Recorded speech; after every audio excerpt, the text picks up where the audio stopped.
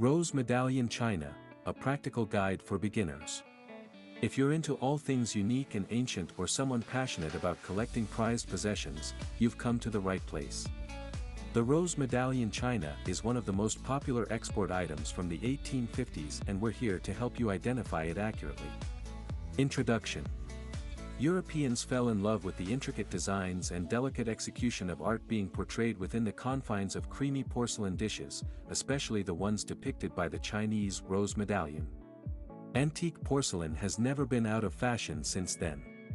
From the early 18th century until today, antique porcelain has been a cult favorite for designers and collectors alike. The whimsical garden sceneries and beautiful scenery painted with soft, pastel colors prove to be eye-catching and appealing to the customer. They also have a telepathic way of connecting with the buyer. The design and subtly tinted artwork are reminiscent of a glorious era.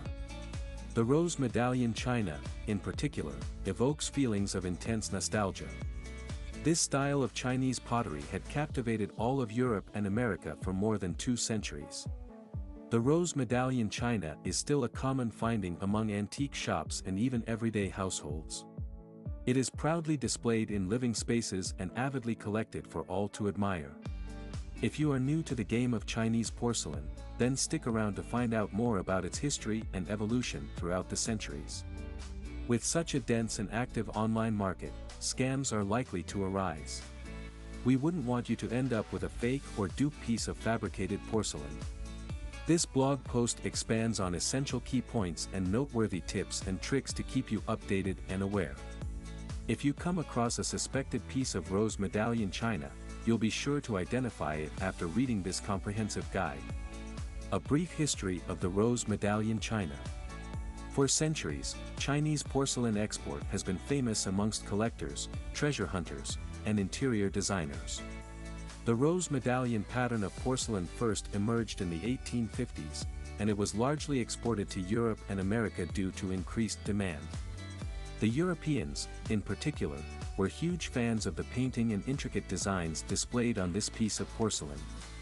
The first production of Chinese enamel porcelain was infused with shades of pink and red. It was also painted with a variety of enamels in green, purple, blue, and yellow. The name given to this pattern of porcelain was not because it consisted of an actual rose, it was named Rose Medallion because of the color. Hence the term Rose Medallion emerged. This term is also pertinent to porcelain itself because it has similar characteristics and patterns to that of a rose. Porcelain is grouped under the category of famille rose, which is French for the rose family. The actual flower painted on this porcelain is, in fact, the national flower of China, a peony. It only makes sense that the Chinese would incorporate their national flower into their designs that would soon be circulating in the international market. It showcases economic growth, empowerment, and stability. The Chinese export. During the early 18th century, the main port used for export and trade was Canton, South China. Canton was not just important for business, but it was also the place where Chinese porcelain was refired and painted, ready to be exported. This is also a reason why many patterns similar to Rose Medallion are referred to as Rose Canton. How is the Rose Medallion China made? Porcelain is made out of kaolin, a material made out of granite and patunsa. These ingredients are ground and mixed together with water to form a dense clay-like texture.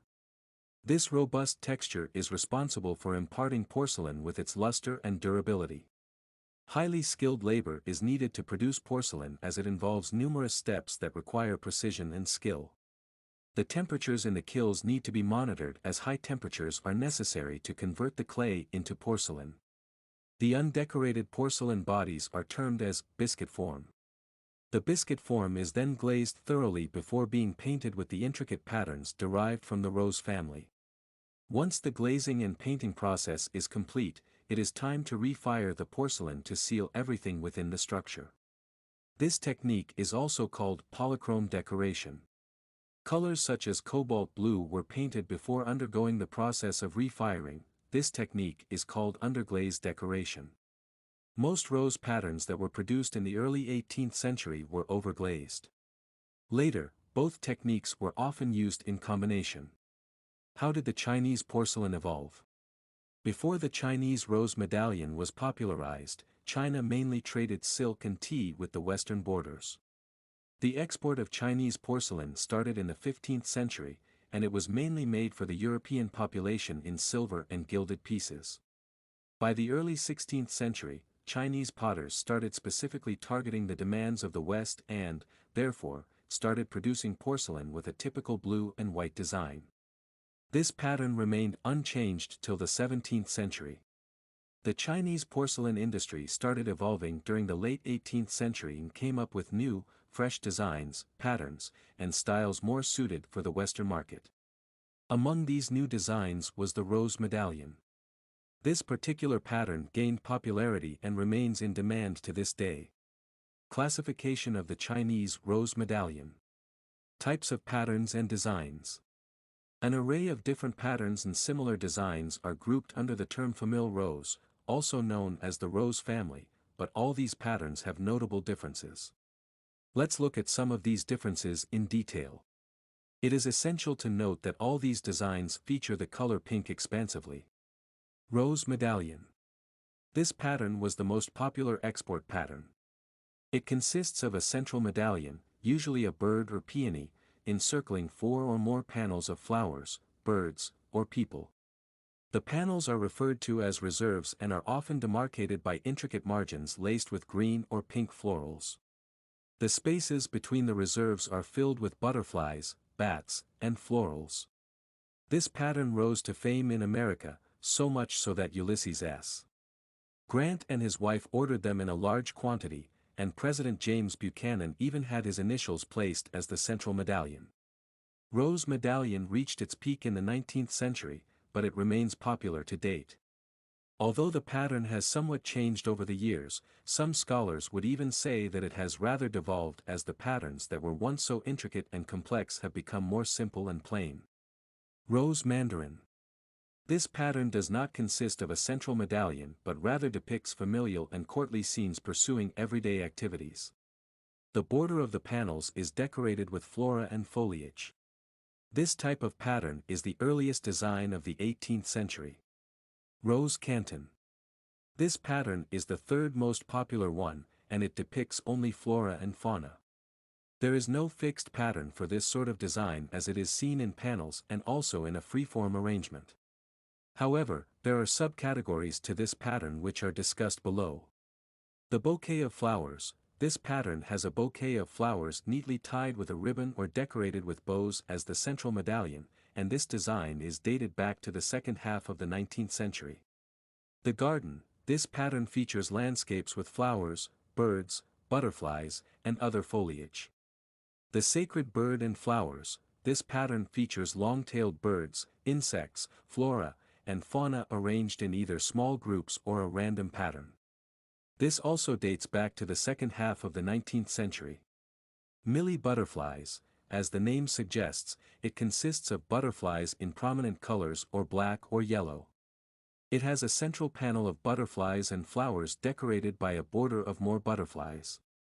Cabbage leaf / bok choy. This pattern consists of green cabbage leaves surrounding a central medallion that is usually a Chinese symbol often featuring butterflies.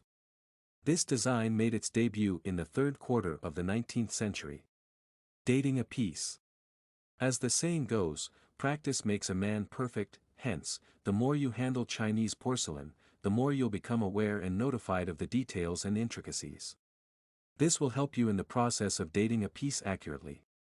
Attending auctions, talking with experts, and going to museums would also help beginners to familiarize themselves with the history of pieces. Here are some key features one must know to date a piece. The key details. Paying attention to the details is crucial. The early pieces consisted of intricate designs that consisted of distinct features.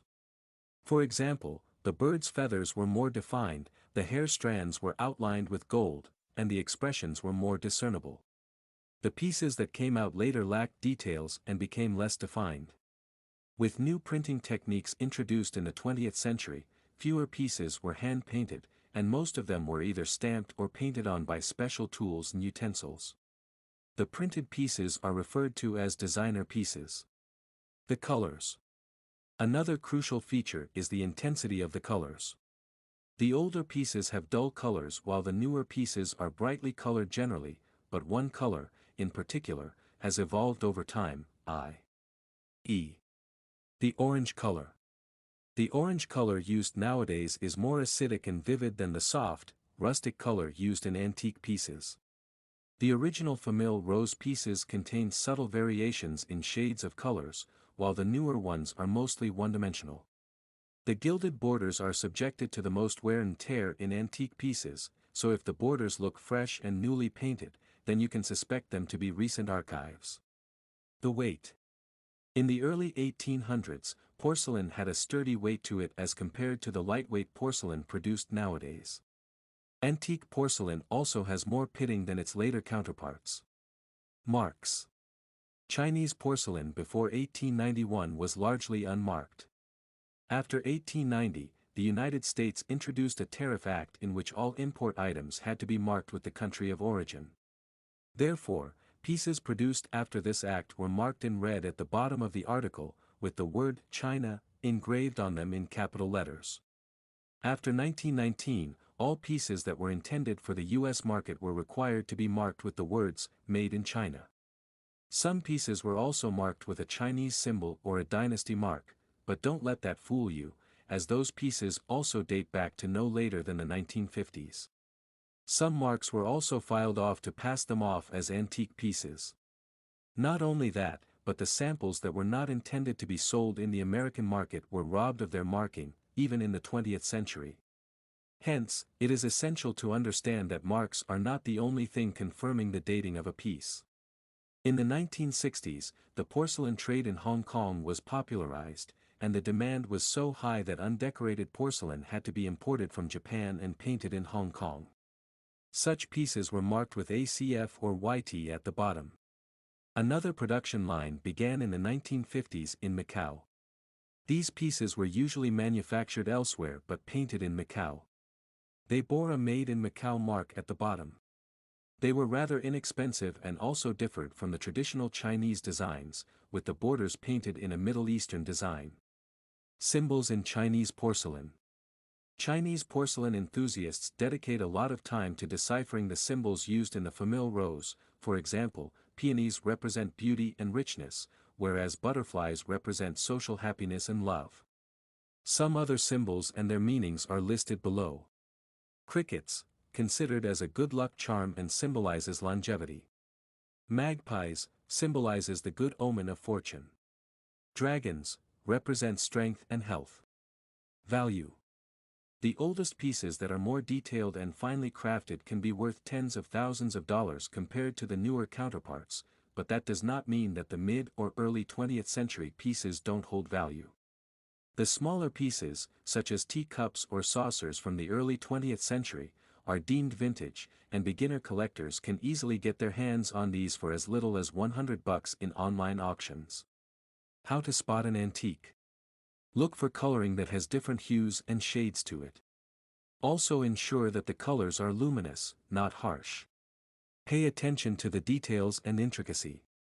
More detailed and tight intricate patterns are older. Notice the gilded hair outlines or the expressions painted. The larger the piece, the more value it has. Unique shapes also tend to be older. Examine any scratch marks at the bottom or rough patches, as sellers often file the markings to make the piece appear older. The older the piece, the more it is worn out. Spot any signs of wear and tear over the centuries, such as cracked enamel, filled-in pieces, or dull or faded colors. If the enamel is flaky, then it is unstable and will break easily, so avoid buying such pieces. For buying online, don't be afraid to ask the seller for more detailed pictures, as the secret lies in the details. Tips on buying Rose Medallion China. First off, you need to familiarize yourself with the pieces out there in the market and the value they are being sold at. Auctions on eBay are a good place to start, as you can see from the completed auctions what type of pieces are sold and how they are priced. Using different word combinations such as a Rose Medallion China, and Rose China will give you a different variety of porcelains to choose from. Then once you've locked your eyes on a piece, you should conduct a second search on a search engine to find out more about it. Most people group such sort of porcelain articles with other inexpensive ones. Therefore, there's a high probability that they might not be aware of its real value. You should always try to negotiate the price. Who knows, you just might get a steal. Takeaway. Whether it's for collecting or adding a little dash of class to your home, Chinese porcelain is a way of celebrating a tradition that has been carried on for centuries and keeping alive the art and the craftsmanship used in the making. You don't need thousands of dollars to buy an antique Ming Dynasty vase when you can get antique and classy Rose Medallion China for just a few $100. Frequently asked questions.